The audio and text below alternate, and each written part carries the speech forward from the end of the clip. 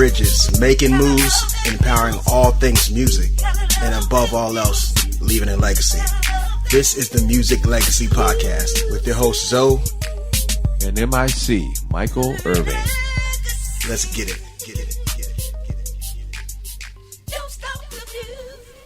Many of us listening have been or are going through heartbreak. Some are falling in love. If you think back on some of the favorite R&B music, what comes to mind? What song got you through? Legends from Usher to Gerald Levert, Keith Sweat and Mary J. Blige, and Mariah Carey. What era of R&B made the most impact to you today? We're exploring R&B on this episode of the podcast. And today, I'd like to introduce T. All right. Welcome to the Music Legacy Podcast. Man, I have with us today an awesome R&B artist by the name of T, who has been instrumental in the music industry. How you doing, buddy? Random, if you will. There you go. So I wanted to ask you, man, I know because I listen to a lot of, of old school R&B, and I know that's a lot of your influence today. What is the biggest artist that influenced you on your music journey? Michael Jackson. Oh, wow. When you heard Michael Jackson for the first time, it was like literally seeing magic happen right in front of your face. Yes, sir. It's like being a kid at Disneyland for the first time. Like everything is new to you, everything is shiny and bright. And the crazy thing is about with Mike, he never stopped being shiny and bright. Yes, sir. You're right. You know what I'm saying?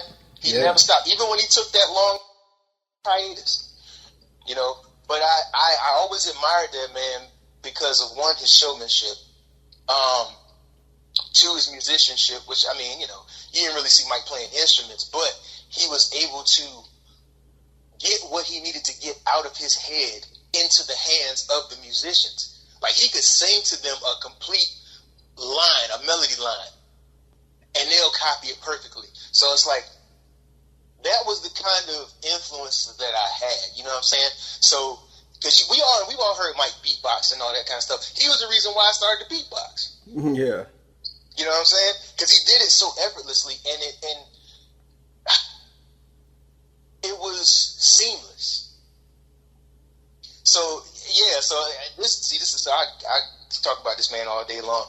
Yeah. But Mike was definitely a driving force in what influenced me to do music, and my father, of course. My father, he's the reason why I know how to sing. So my mother, she sang a little bit too, but my dad was the singer. So, yeah. So did he perform with any local groups?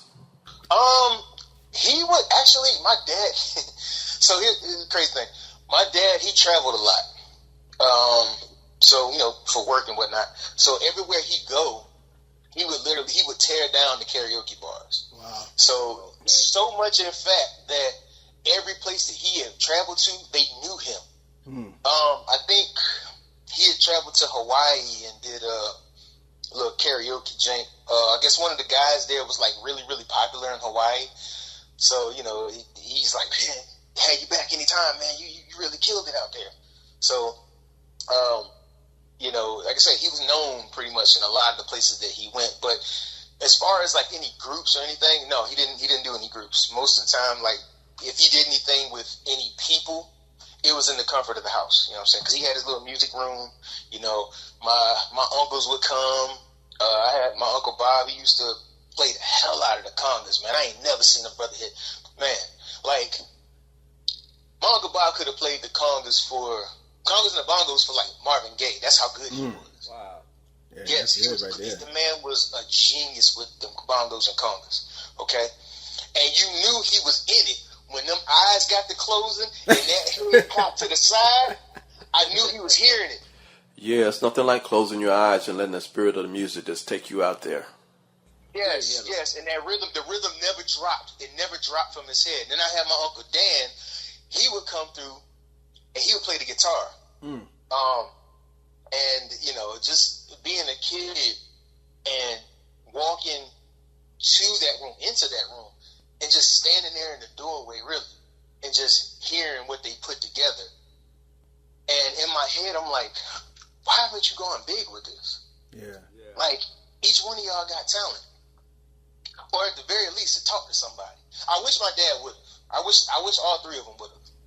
But I guess for them, it was more hobby related and what they love to do, nothing right? that they could really, like, you know, live off of. More of what they love to do, right?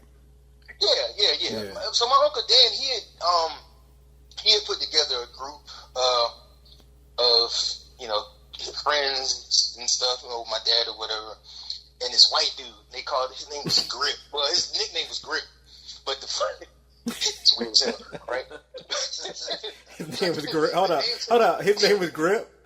Why was his name Grip? His name, I don't know why. His nickname was Grip. That's what I remember, man. Years ago. I ain't asked no questions. I just thought it was weird as hell. Anyway. Yeah, I got you. Moving on.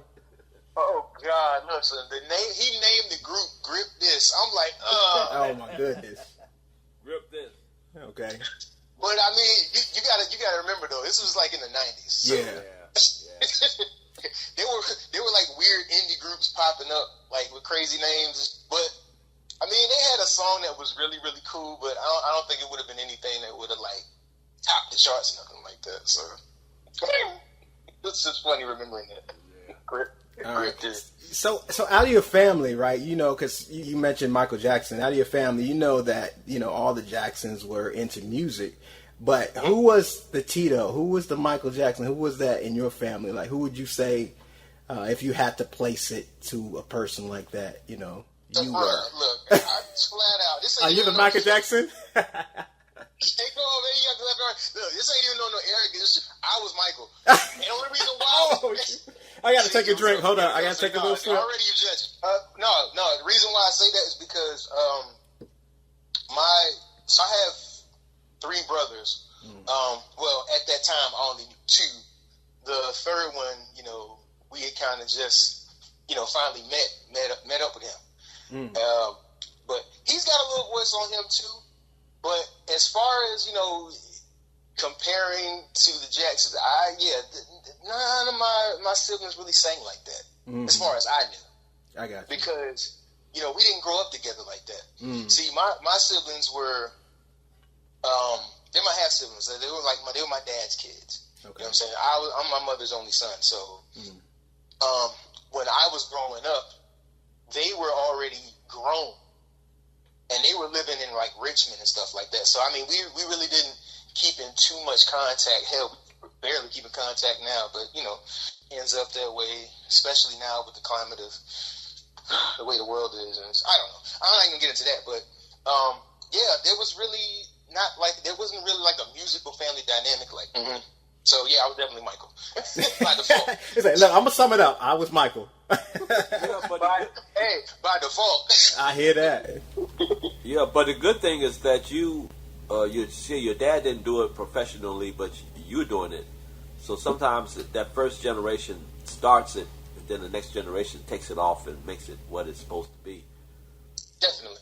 Yeah. I will say this, like I think I've slowed down on it a little bit as I've gotten older. I'm 40 now. So, back when we was, 16, 15, maybe like early 20s or whatever. And you know how when you're young, you think you can take over the damn world. You got all these ideas and all this other stuff. Yeah. And for me, I can say this, for me, I think it didn't take off for me like I wanted to then, because in my mind, all I had to do was make music. You know what I'm saying? Yeah. And, as a kid, it's just like, okay, I'm just going to make music. And, whoever the hell deal with the business part of it, let them deal with it. I'm going to be over here doing this. They got me. You know what I'm saying? Boom, boom, boom. Yeah. It doesn't work like that. See, when you're an artist, and you're doing things, you're creative, you have to know this business part of it. You can't just kind of, brush that off and be like, oh yeah, somebody else will take care of it or whatever. I'm just gonna do music. It's really unfortunate that it is like that, because if you're an artist, it seems like you should just be able to create art and somebody should appreciate it. But unfortunately, the society doesn't let that happen. Well, yeah, but I think also with a lot of young artists, there's an arrogance there. Yeah. There's a slight hit of arrogance, possibly a little ego. You know what I'm saying? It's just like, oh, all of my energy is going to be going toward this music. This is what I do, okay? You know more than I do about the business portion, so you need to take care of that part. You know what I'm saying? But that's crazy talk. Hey, but you know, that's crazy that you said that, because we had Wordplay TJ on a couple episodes before, and he was speaking about the takeover for Virgin Records, taking over Songtrust and having deals, backdoor deals with Spotify, and then they cut into the artist's profits and royalties on the back end. So there's discussion. So here's the thing with that. See, this is why I said being an artist is cool, but being an artist and knowing that business, God tier, because we all know that the artist, you ain't really getting unless you're touring. Yeah. Okay. Unless you're going out doing tours, doing shows, you know, just getting booked in places and venues. That's where all your real money comes from. You got money coming from sales, but if you are signed to a record label, you got too many hands in the pot. Yeah. Okay. Because what's going on is once you make say you make a good amount of sales. Okay. Cool. You make a great amount of sales. You got the record company. You've got you, the artist, and you've got your publisher. Okay, you already know the record company's going to take their share, which is going to be a big-ass share. We all know that, right? So then what they're going to do is take the rest of it, and they're going to trickle it down to you so you can divide that up with your publishing or whatever, if you have publishing through somebody else. Now, nowadays, you can have your own publishing and not have to worry about all of that. You know what I'm saying? Actually, nowadays, you don't even need a record label. We're seeing these guys do this independently. Exactly. Like, so, you remember back in the day when we was doing that, bro, we had to actually go and, like, give this to people. Exactly, grind and stuff. And remember that time we performed in front of Shaggy's at 104, man? Yes. You know, you had to put the legwork in. I was so nervous. But we murdered it, bro. We got a standing ovation. Yes. That was crazy. Yes. I can't even remember how long it took us to write that song. Ah, dang. Because once we were locked in, we were locked in. We were locked in, man. Good times, though. But that shit was fun. Yes, sir. But I want to bring next. This was my next thing I want to bring it to. This has been an amazing interview so far, but I want to bring it to the aspect of AI in music. What is your feeling? Because I know I asked Wordplay TJ this. I just want to ask other people, because AI is where we're going. You know, Trump just signed something to where we're going to be the AI superpower of the world or whatever. But how do you feel about AI in music? Do you think that's cheating? Do you think it should be just the old school route where we just do it authentically? What do you think about AI? I mean, anybody in their right mind would say, of course it's cheating. Yes, I agree cheating. with you. But at the same time, at the same time, you have to accept that the future is going to come. Time is going to advance. You know what I'm saying? You, unfortunately, have to advance with it. You know, so I myself, you know, personally, I wouldn't do AI, you know, because I feel like, I don't even want to say I feel like, I believe that you appreciate the work more. Matter of fact, no, I don't want to say appreciate the work more. You appreciate the outcome a lot more when you put it. It's like working out. You know what I'm saying? When you're consistent in working out, you appreciate your outcome a lot more because you know what you went through to get right like that. I agree with you, but the other thing is too is that the human element of it.